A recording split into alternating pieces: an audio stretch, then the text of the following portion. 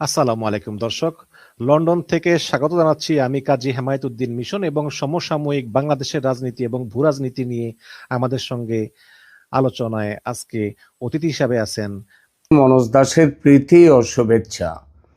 বাংলাদেশে জোর জল্পনা চলছে শেখ হাসিনা দেশে ফিরবেন পশ্চিমা কূটনীতিকদের প্রত্যক্ষ নজরদারিতে।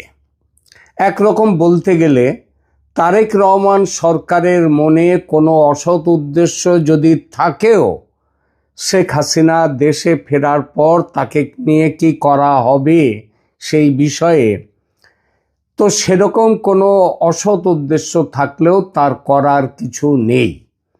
একই রকম আরেকটি জোর জল্পনা 2027 অক্টোবরের মধ্যে নতুন করে নির্বাচন হবে আওয়ামী লীগকে নিয়ে।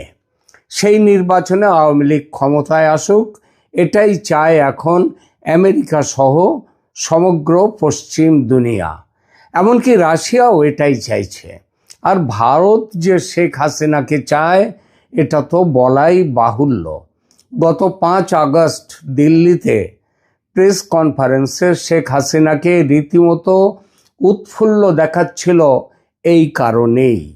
এই জল্পনার বাস্তব ভিত্তির ব্যাপারে কোনো প্রকাশ্য তথ্য আমার হাতে এই মুহূর্তে নেই, সেটা দিতে পারবো না, থাকা সম্ভব নয়। কারণ কূটনীতিতে সব কিছু একেবারে লিখিত পড়িত হয় না। কূটনীতিতে চোখের সামনে যা ঘটে, চোখের আড়ালে ঘটে তার অনেক বেশি। আর কথায় আছে, যা রটে তার কিছু তো ঘটেই। সুতরাং জল্পনা বলে উড়িয়ে না দিয়ে দেখা যাক সত্যিই কি কোনো বাস্তব ভিত্তি আছে এমন জল্পনার। যদি থাকে তো কি সেই বাস্তব ভিত্তি? এই আলোচনার দুটি অংশ। এক, পৃথিবীর কোন কোন দেশ কেন হাসিনাকে ফেরাতে চাইছে, এবং দ্বিতীয় অংশ, বাংলাদেশের সাধারণ মানুষ যে জল্পনা করছে তারাও কি চায় হাসিনা দেশে ফিরুন, তিনি ক্ষমতায় আসুন। কেন চায়? শেখ হাসিনার দেশে ফেরা, পশ্চিমা ডিপ্লোম্যাটদের পর্যবেক্ষণ এবং 2027 সালের মধ্যে সব দলের অংশগ্রহণের সম্ভাব্য নির্বাচন নিয়ে রাজনৈতিক বিশ্লেষণে নানা জল্পনা কল্পনা তৈরি হয়েছে। গত 5 আগস্ট দিল্লিতে আয়োজিত ভার্চুয়াল প্রেস ইন্টারঅ্যাকশনে শেখ হাসিনার বক্তব্য এবং ডিসেম্বরের মধ্যে দেশে ফেরার ঘোষণা এই আলোচনাকে নতুন মাত্রা দিয়েছে। এই ধরনের জল্পনা কল্পনা তৈরি হওয়া বা রাজনৈতিক অঙ্গনে তা আলোচনার কেন্দ্রবিন্দুতে আসার পেছনে থাকে অনেক ভৌগোলিক, রাজনৈতিক, কৌশলগত কারণ। আন্তর্জাতিক পরাশক্তি যারা মাত্র 2 বছর আগে অনেক ষড়যন্ত্র করে ক্ষমতাচ্যুত করেছিল শেখ হাসিনাকে, তারা যদি আবার এখন সেই শেখ হাসিনাকে ক্ষমতায় ফিরিয়ে আনতে চায় তাহলে মানতেই হবে বড় কিছু পরিবর্তন ঘটে গেছে। বিকল্প সরকারের কাছে যে প্রত্যাশা ছিল সেটা পূরণ হয়নি, এটা একটা বড় কারণ। পশ্চিমা শক্তি কেন চলে গিয়েছিল শেখ হাসিনার বিরুদ্ধে? কারণ তাদের অভিযোগ ছিল শেখ হাসিনার আমলে যেসব নির্বাচন হয়েছে সেটা অস্বচ্ছ নির্বাচন। তিনি গণতন্ত্রের অপব্যবহার করে ক্ষমতা আঁকড়ে রেখেছেন, এই ছিল অভিযোগ। তার দেশে আইনের শাসন নেই, হাসিনা আমেরিকার কথা মতো চলেন না, তিনি মার্কিন তথা পশ্চিমা স্বার্থের অনুকূল নন। সুতরাং যে মেটিকুলাস ডিজাইনের কথা স্বয়ং বলেছেন ইউনূস, সেই ডিজাইন পশ্চিমের পরাশক্তিরা মিলেমিশে কার্যকর করেছিল বাংলাদেশে, এটা অনেকেরই দৃঢ় বিশ্বাস। শেখ হাসিনা চলে গেলেন, তারপর কি হলো?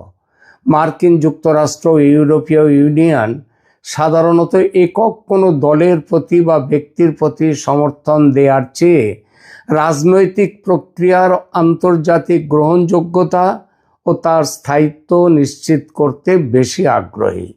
যে কোনো নির্বাচন যদি দেশের অন্যতম বড় রাজনৈতিক দলকে সম্পূর্ণ বাইরে রেখে অনুষ্ঠিত হয়, যেটা তারা বলেন 2024 এবং তার আগের নির্বাচনেও বিএনপিকে বাইরে রেখে হয়েছিল বলে তাদের অভিমত। সুতরাং সেটা যদি হয়ে থাকে তাহলে আন্তর্জাতিক মানদণ্ডে সেসব নির্বাচন প্রশ্নবিদ্ধ হয়। পশ্চিমা কূটনীতিকদের নজরদারির বিষয়টি মূলত একটি গ্রহণযোগ্য ও সহিংসতামুক্ত নির্বাচনের কাঠামোর ইঙ্গিত হিসেবে বিশ্লেষকদের আলোচনায় উঠে এসেছে এবার। সেজন্যই তারা শেখ হাসিনাকে ফেরত নিয়ে যেতে চাইছেন, তার নিরাপত্তাও দেবেন এবং সেই সঙ্গে আগামী নির্বাচনটাও যাতে স্বচ্ছভাবে হয়, অন্তর্ভুক্তিমূলক সবাইকে নিয়ে হয়, সেই ব্যাপারটাও তারা দেখবেন। রাশিয়ার ক্ষেত্রে এটা কি? রাশিয়ার অর্থনৈতিক ও অবকাঠামোগত স্বার্থ বাংলাদেশে রূপপুর পারমাণবিক বিদ্যুৎ কেন্দ্র সমেত রাশিয়ার একাধিক বড় বিনিয়োগ রয়েছে। মস্কো সব সময় রাজনৈতিক ধারাবাহিকতা ও এমন এক সরকারের উপস্থিতি পছন্দ করে যা বিগত চুক্তিগুলোর বিশ্বস্ততা বজায় রাখে। ভারতের নিরাপত্তাগত কৌশলগত অবস্থানটা কি? ভারত দীর্ঘমেয়াদে তার পূর্ব সীমান্তে একটি বন্ধুত্বপূর্ণ ও স্থিতিশীল সরকার দেখতে চায়। ঐতিহাসিকভাবে আওয়ামী লীগের সাথে ভারতের গভীর নিরাপত্তা ও রাজনৈতিক সম্পর্ক রয়েছে। দিল্লি বিশ্বাস করে যে আঞ্চলিক সন্ত্রাসবাদ দমন এবং উত্তর পূর্ব ভারতের নিরাপত্তার স্বার্থে বাংলাদেশে একটি স্থিতিশীল রাজনৈতিক সমঝোতা জরুরি। শেখ হাসিনার পতনে ভারত ও রাশিয়ার কোনো ভূমিকা ছিল না, ওটা ছিল একান্তভাবেই আমেরিকা ও পশ্চিমা শক্তির খেলা। কিন্তু শেখ হাসিনার পতনে পশ্চিমা শক্তি যা চেয়েছিল তা তো পেলই না, উল্টে অবস্থা আরও খারাপ হলো। আইনের শাসন একেবারে ভেঙে পড়ল। স্বচ্ছ ও সুস্থ গণতন্ত্র যতটা ছিল শেখ হাসিনার আমলে, সেটাও চলে গেল ইউনূসের আমলে। অক্ষম প্রশাসনে দেশের অর্থনীতি মুখ থুবড়ে পড়ল। বিচার বিভাগ আক্রান্ত মবক্রেসির হাতে। মব যাকে খুশি তাকে মারছে, বিচার নেই। সংবাদপত্রের স্বাধীনতা নেই। নতুন বিপদ হলো ধর্মীয় মৌলবাদের প্রচণ্ড বিস্তার এবং আমেরিকার চাওয়াকে অগ্রাহ্য করে চীনের সঙ্গে অতিমাত্রায় দহরম মহরম। আর এই সব কিছুর নিট রেজাল্ট, চীন বাদে সমস্ত পরাশক্তি একজোটে সিদ্ধান্ত নিয়েছে বাংলাদেশকে বাঁচাতে শেখ হাসিনাকে চাই। বড় কারণ আওয়ামী লীগের দীর্ঘ ট্র্যাক রেকর্ড, দৃঢ় ও শক্ত ভোট ব্যাংক। দীর্ঘ 15 বছরের বেশি সময় ক্ষমতায় থাকার কারণে দেশের প্রশাসন, ব্যবসা বাণিজ্য, গ্রাসরুট লেভেল রাজনৈতিক কাঠামোর একটা নির্দিষ্ট অংশে আওয়ামী লীগের সমর্থন ভিত্তি রয়ে গেছে।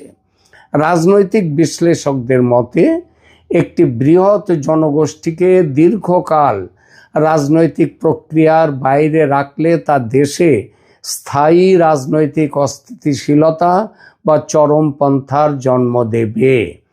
আইনি প্রক্রিয়া ও আন্তর্জাতিক পর্যবেক্ষণ, শেখ হাসিনার সমর্থক ও বেশ কিছু আন্তর্জাতিক বিশ্লেষক নিরপেক্ষ, তারাও মনে করেন আইনি লড়াই ও আন্তর্জাতিক কূটনৈতিক মধ্যস্থতার মাধ্যমে একটি মধ্যবর্তী সমাধানের রাস্তা খোঁজা হতে পারে, যেখানে সরাসরি ক্ষমতা হস্তান্তর না হলেও রাজনীতিতে অংশগ্রহণের সুযোগ তৈরি হতে পারে। শেখ হাসিনাকে কেন্দ্র করে এসব জল্পনার মূল কারণ হলো ভূ রাজনৈতিক শক্তিগুলোর নিজেদের কৌশলগত নিরাপত্তা নিশ্চিত করার ইচ্ছা এবং বাংলাদেশে একটি স্থায়ী ও গ্রহণযোগ্য শাসন ব্যবস্থা গড়ে তোলার বৈশ্বিক তাগিদ। সারা বিশ্ব জুড়ে এই তাগিদ। বোঝা গেল কেন পশ্চিমা বিশ্ব চাইছে যে শেখ হাসিনা ক্ষমতায় ফিরুন। আর ক্ষমতায় ফিরতে গেলে একটি নতুন নির্বাচনের দরকার, কারণ তারেকের মেয়াদ তো সেই 2031 সাল পর্যন্ত। ততদিন অপেক্ষা করতে হলে দেশের সর্বনাশ হয়ে যাবে। তাই তারা শেখ হাসিনার দেশে ফেরা যাতে নিরাপদ হয় এবং তার ক্ষমতা গ্রহণ যাতে দ্রুত হয় সেই ব্যবস্থাপনা করতেই পারে। এবার আসি আমাদের আলোচনার দ্বিতীয় পর্বে। বাংলাদেশের মানুষ এই বিষয়টা কোন চোখে দেখছে? দেখুন, পরাশক্তিদের বিশ্লেষণের সঙ্গে কি তারা সহমত বাংলাদেশের মানুষ? চলুন দেখা যাক সেই প্রশ্নটি। 2024 সালের জুলাই আগস্টের রাজপথের সেই রক্তঝরা দিনগুলোর কথা একবার ভেবে দেখুন। যে তরুণ সমাজ, যে আপামর জনগণ নিজেদের বুকের রক্ত ঢেলে দিয়ে একটি শক্তপোক্ত সরকারের পতন ঘটিয়েছিল, মাত্র 2 বছরের ব্যবধানে সেই আন্দোলনের স্মৃতি আজ মানুষের মন থেকে ফিকে হয়ে গেছে। ইতিহাসের কি নির্মম পরিহাস দেখুন। আজ সাধারণ মানুষের মুখে মুখে একটি বাক্যই ঘুরে ফিরে আসছে, এর চেয়ে মানে ইউনূসের শাসনের চেয়ে, তারেক রহমানের শাসনের চেয়ে শেখ হাসিনার আমলই ভালো ছিল। কেন মাত্র 2 বছরের মাথায় একটি গণ অভ্যুত্থানের রক্তস্নাত অর্জন এভাবে ধূলিসাৎ হয়ে গেল? কিভাবে একটি দেশের কোটি কোটি মানুষ স্বৈরাচার মুক্ত হওয়ার আনন্দের পর আবার অতীতমুখী নস্টালজিয়া বা পুরনো দিনের প্রত্যাবর্তনের মধ্যে সান্ত্বনা খুঁজতে শুরু করলো? আজকে এই সত্যটি লুকোনোর কোনো উপায় নেই।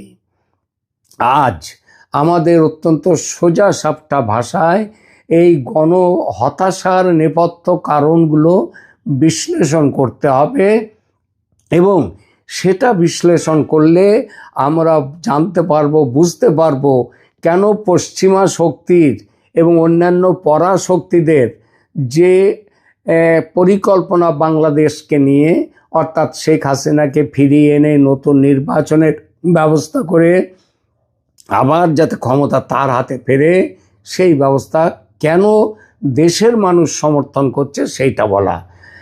দেশের মানুষের প্রধান হতাশা হচ্ছে যে শেখ হাসিনার বিরুদ্ধে লড়াই করলো তারা, বলা হলো ফ্যাসিবাদের বিরুদ্ধে লড়াই, কিন্তু ফ্যাসিবাদের বিরুদ্ধে সেই লড়াই গিয়ে আত্মসমর্পণ করলো মৌলবাদের কাছে। এই স্বপ্নভঙ্গের প্রথম এবং প্রধান কারণ হলো আদর্শের চরম বিশ্বাসঘাতকতা। জুলাইয়ের আন্দোলন জন্ম নিয়েছিল ফ্যাসিবাদের বিরুদ্ধে একটি বৈষম্যহীন গণতান্ত্রিক এবং অন্তর্ভুক্তিমূলক বাংলাদেশ গড়ার অঙ্গীকার নিয়ে, কিন্তু ক্ষমতা বা নির্বাচনের অঙ্ক মেলাতে গিয়ে আন্দোলনের নেতৃত্ব পরবর্তী রাজনৈতিক শক্তিগুলো তারা হাত মেলালো ধর্মীয় মৌলবাদী গোষ্ঠীগুলোর সাথে। যে তরুণরা একটি মুক্ত চিন্তার বাংলাদেশ চেয়েছিল, তারা দেখলো ফ্যাসিবাদের জায়গা দখল করে নিচ্ছে ধর্মীয় উগ্রবাদ ও মৌলবাদ। জামাতে ইসলামী সহ চরমপন্থী গোষ্ঠীগুলোর সাথে প্রকাশ্য অপ্রকাশ্য নির্বাচনী জোটে জড়িয়ে আন্দোলনকারীরা প্রমাণ করলো তাদের কাছে ফ্যাসিবাদ বিরোধিতা কোনো নৈতিক অবস্থান ছিল না, তা ছিল কেবলই ক্ষমতা দখলের সিঁড়ি। তারা স্বাধীনতার কথা বলে স্বাধীনতা বিরোধী শক্তির কাছেই নিজেদেরকে সমর্পণ করলো। সাধারণ মানুষ দেখলো এক অত্যাচারী শাসকের বিদায়ের পর সমাজের রন্ধ্রে রন্ধ্রে মৌলবাদের বিস্তার ঘটছে, ব্যক্তি স্বাধীনতা খর্ব হচ্ছে এবং নতুন করে ভয় ও ভীতি ছড়িয়ে দেওয়া হচ্ছে। ফ্যাসিবাদের বিপরীতে মৌলবাদকে গ্রহণ করাটা জনগণ মেনে নেয়নি, মেনে নেওয়া যায় না, কারণ এটা আরও বড় পাপ। দ্বিতীয়ত, নেতৃত্বের পচন, দুর্নীতি এবং অন্তর্বর্তী সরকারের ব্যর্থতা। এইসব কারণ, এর পরের কারণটি আরও করুন। বৈষম্য বিরোধী আন্দোলনের যেসব তরুণ নেতাদের একসময় সাধারণ মানুষ মাথার উপর তুলে রেখেছিল, রাতারাতি তাদের বিরুদ্ধে চরম দুর্নীতির অভিযোগ উঠতে শুরু করলো। রাজপথের লড়াকু নেতাদের তাদের রাতারাতি বিলাসী জীবনযাপন, ক্ষমতার অপব্যবহার, চাঁদাবাজি, বিভিন্ন আর্থিক কেলেঙ্কারিতে জড়িয়ে পড়ার খবর যখন প্রকাশ্যে এলো, তখন জনগণের মোহভঙ্গ হতে সময় লাগলো না। আন্দোলনের ঐক্য ভেঙে খান খান হয়ে গেল। মূলধারার নেতারা একে একে দল ছেড়ে চলে গেলেন। অভ্যন্তরীণ কোন্দল আর ক্ষমতার ভাগাভাগি নিয়ে কাদা ছোড়াছুড়ি হয়ে উঠল প্রতিদিনের ঘটনা। আর এর ওপর ভিত্তিপ্রস্তর স্থাপন করেছিল তৎকালীন মোহাম্মদ ইউনূসের অন্তর্বর্তী সরকার। তারা দেশে আইন শৃঙ্খলা প্রতিষ্ঠা করতে সম্পূর্ণ ব্যর্থ, অর্থনীতি সচল রাখতে পারেনি, বিচার ব্যবস্থাকে নিরপেক্ষ রাখতে পারেনি। রাষ্ট্র পরিচালনায় অন্তর্বর্তী সরকারের এই চরম অদক্ষতা এবং রাজনৈতিক অদূরদর্শিতা আজকের এই অরাজক পরিস্থিতির জন্ম দিয়েছে। আমেরিকা তবু চেষ্টা করেছিল ইউনূসকে হটিয়ে নতুন নেতা নিয়ে এসে পরিস্থিতি সামাল দিতে। এলেন তারেক রহমান। অন্তর্বর্তী সরকারের পর তারেক রহমানের নেতৃত্বাধীন সরকার ক্ষমতায় এসেও জনগণের এই মৌলিক আস্থা ফিরিয়ে আনতে পারল না, বরং সংকট আরও ঘনীভূত হলো। মৌলবাদ দমনে এই সরকারের, তারেক সরকারের অক্ষমতা, অনিচ্ছা নতুন করে বলার কিছু নেই। সংসদে বিরোধী দল হিসেবে শক্তিশালী আসনে বসে থাকা জামায়াতে ইসলামী এবং রাজপথের মৌলবাদী শক্তিকে নিয়ন্ত্রণ করার ক্ষমতা বা ইচ্ছা কোনোটাই বর্তমান তারেক সরকারের নেই। ভোট ব্যাংক হারানোর ভয়ে কিংবা রাজপথের বিশৃঙ্খলার ভয়ে সরকার মৌলবাদীদের সামনে নতজানু নীতি গ্রহণ করেছে। কৌশলগত ভুল চীন নীতি, অর্থনৈতিক সংকট সামাল দিতে সরকার বেজিংয়ের দিকে অতিরিক্ত ঝুঁকে পড়ল।